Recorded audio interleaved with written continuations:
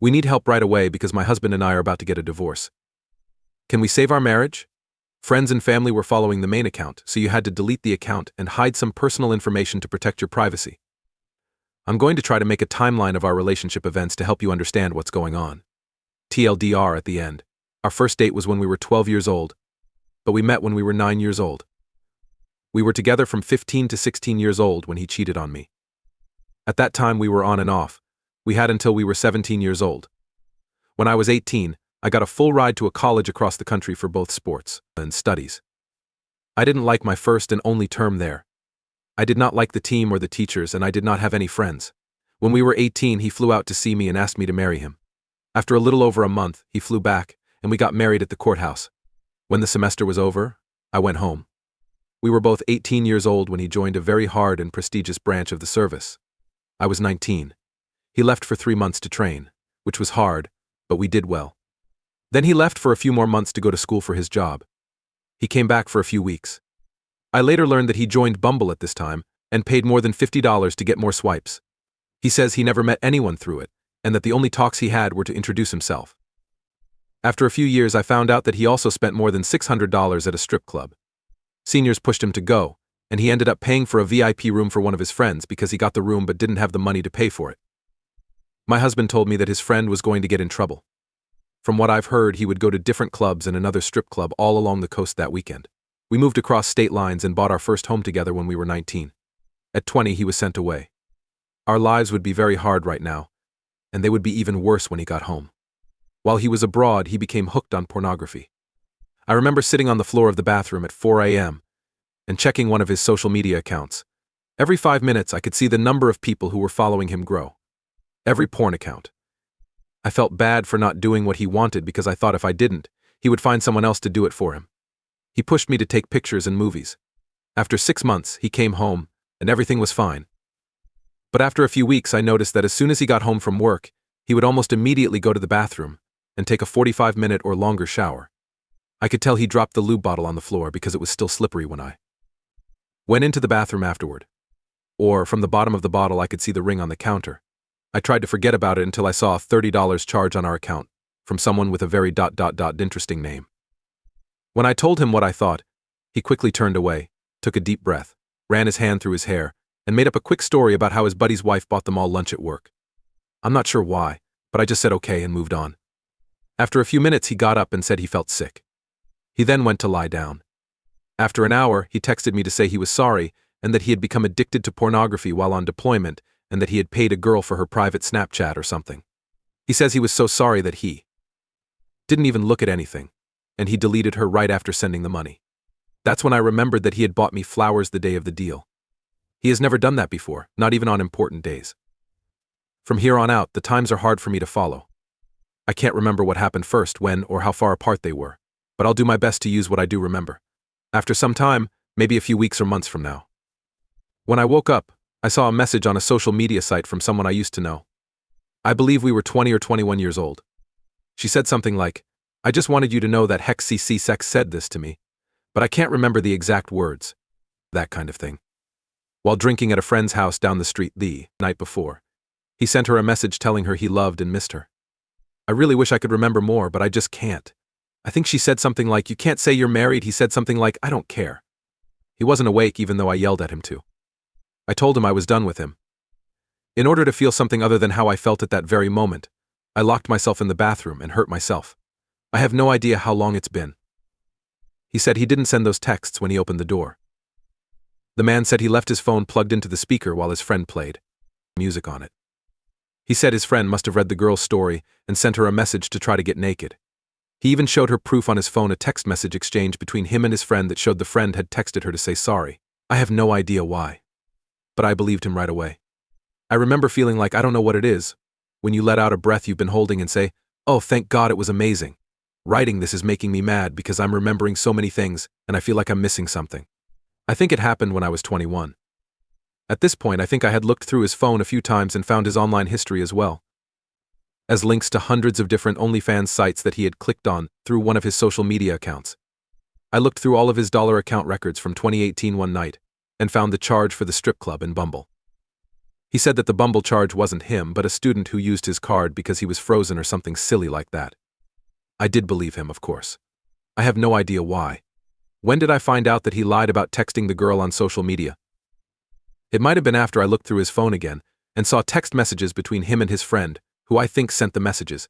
His friend told him, "Bro, I can't even go to parties where your wife is, because she hates me, LOLL.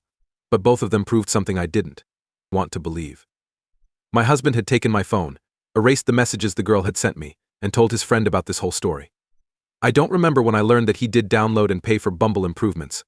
At this point, I think I knew he was lying, and I pressed him hard enough that he gave up. He told me I only paid for the upgrade because no one would ever swipe for me, which means he never met anyone or anything. That kind of thing.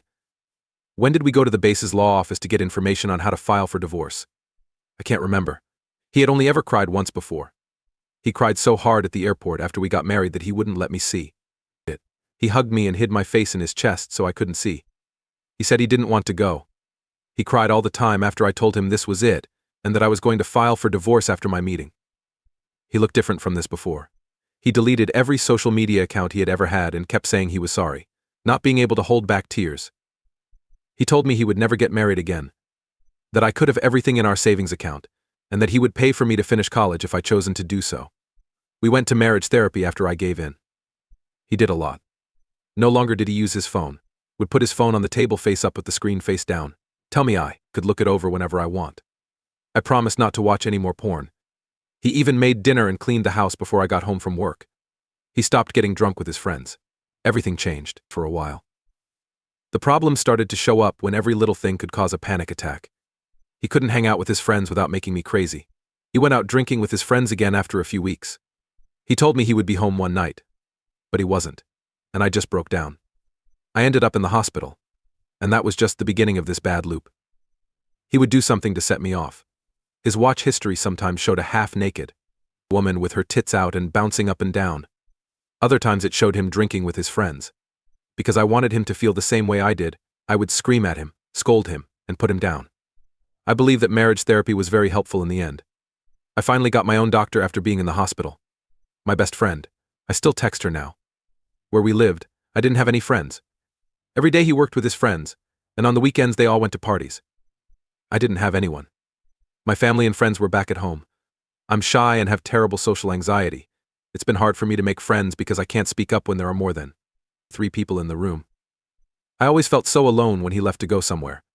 I believe our marriage began to get better again when we were 22. While we were on holiday together, we worked through a lot of problems and communicated how we felt, which was wonderful. We both felt like we were heard, and we were able to work things out in a way that made everyone happy. We also set limits that we both honored. He signed off on his contract a few months before I moved in with my new family aged 23.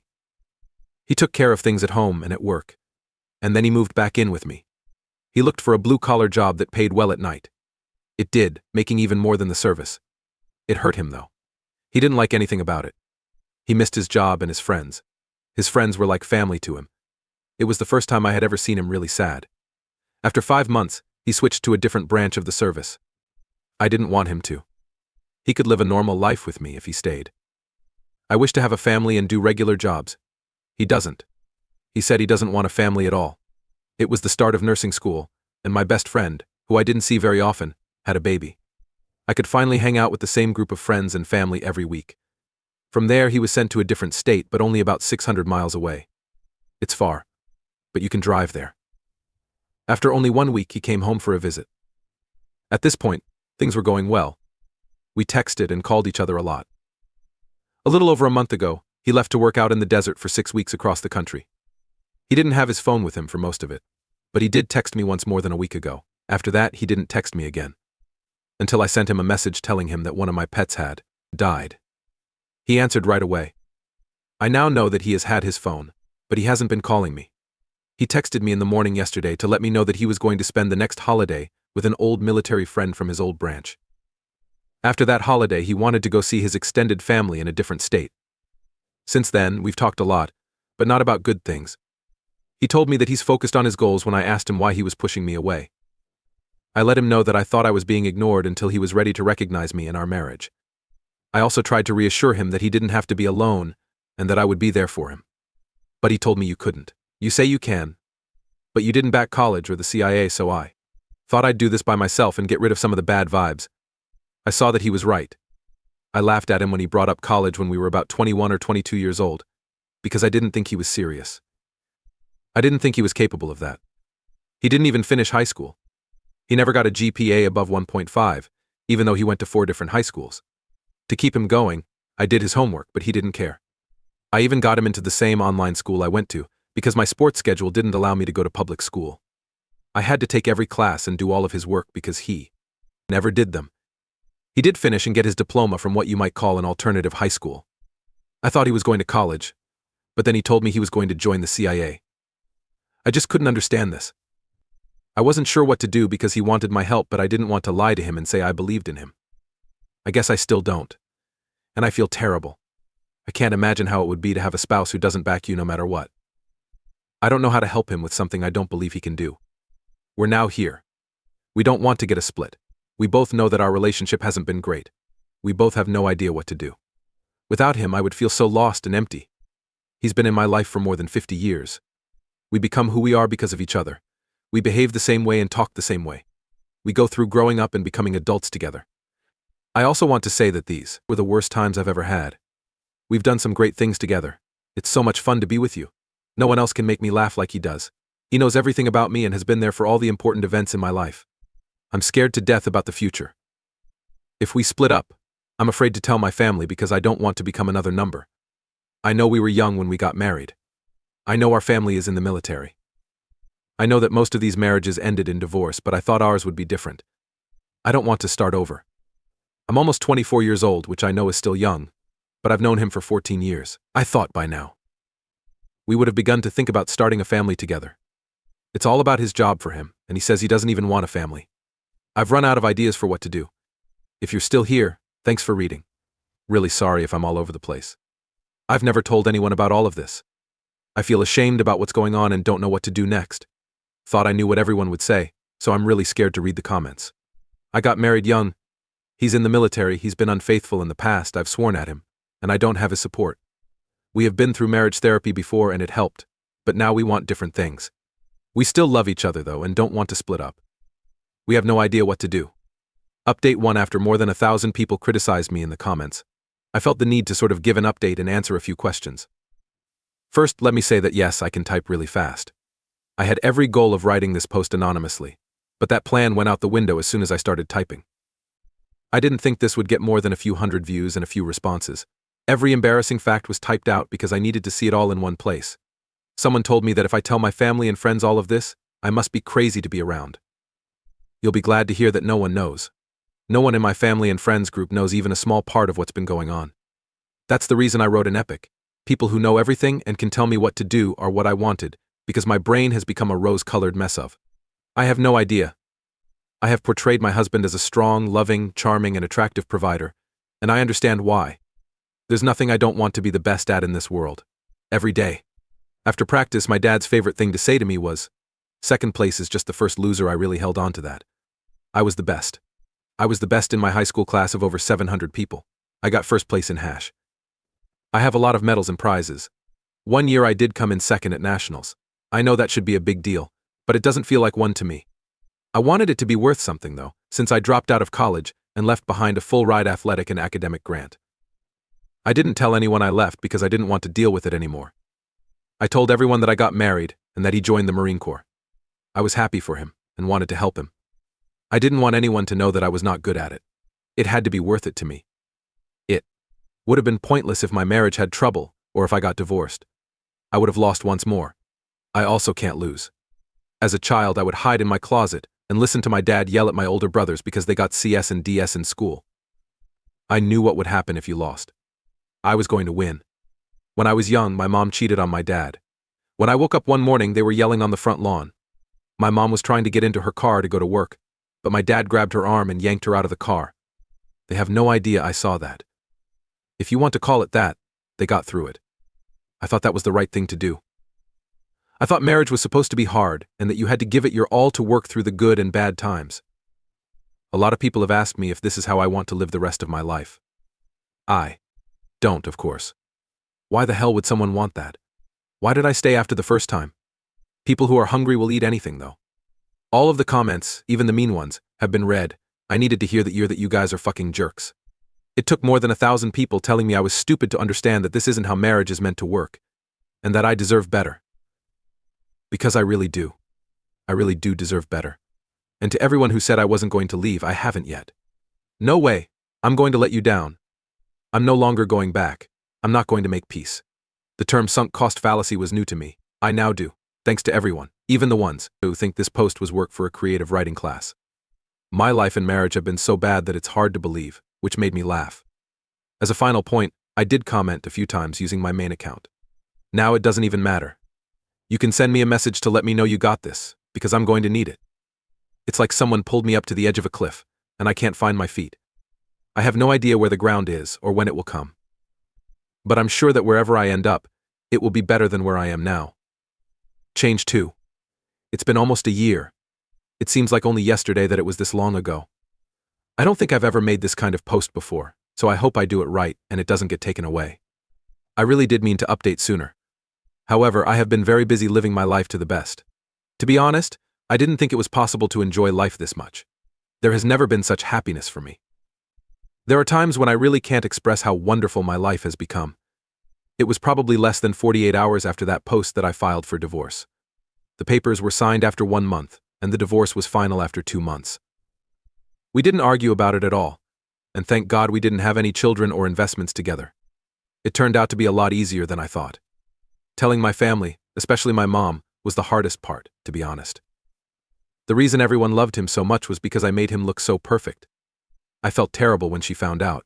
It was like getting hit in the face. She cried for days, but she was always there for me. So many people were there for me. I'll soon be 25. I chose to get my license to be a nurse practitioner. That's the song I'm listening to now. This year, I've made a huge number of friends. It's not my job that I'm not having fun. Every day I do something fun. If you leave a note, I'll try to answer it, but I'm really busy right now. I'm really starting to find myself, and I'm hot as hell. I am able to do a lot. I'm brave too. I'm so brave. For my first post, I did make one special friend Bethany 2300. Thanks to you and my best friend Katie, if you're reading this. Thank you for loving me, no matter what, and holding me responsible. I really didn't understand how terrible things were for me. At least not until I made that first post and got so many replies that opened my eyes. A lot of people were right though. I already knew the answer to my question. It's kind of strange to think about it now. It doesn't seem real. I can't remember much about my life in the last few years when I try to think about it. It feels like I'm trying to remember a story someone else told me. I remember most of what I remember as if I were watching or a third person in the room who I couldn't see. And I think this poor girl. I have no idea what she's going through. It must be awful. It doesn't even feel like I did it. As soon as he left, my real life began. No longer do we talk. Since December, we haven't talked much. During one of our last conversations, he was upset about the split and said he felt bad about it. He then threatened to kill anyone I dated in the future. Yes, I've written it down as best I can. I don't believe he would ever do something like that. This year, he hasn't even been back to the state. He seems to be too busy. I heard that he got drunk, had a one-night stand, and made someone pregnant. She would like to keep the child. He doesn't. She may have even hit his car with a brick and smashed it up.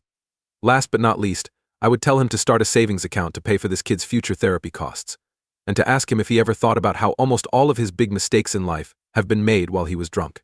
It's not my problem, though. I will never talk to him again. And I'm happy and sure of myself enough to say that. To everyone who told me I couldn't leave or wouldn't do it, fuck you and thank you. Yes, I did leave. I ran instead of walking. I ran like crazy. I turned around and didn't look back. There you go, Reddit. You saved my life. To anyone who might be going through the same thing, I have faith in your ability to succeed. You can do it too if I can. It's brighter on the other side than you think. Thanks for watching. If you haven't already, please subscribe and click the bell to get notified when more shocking real-life events happen near you.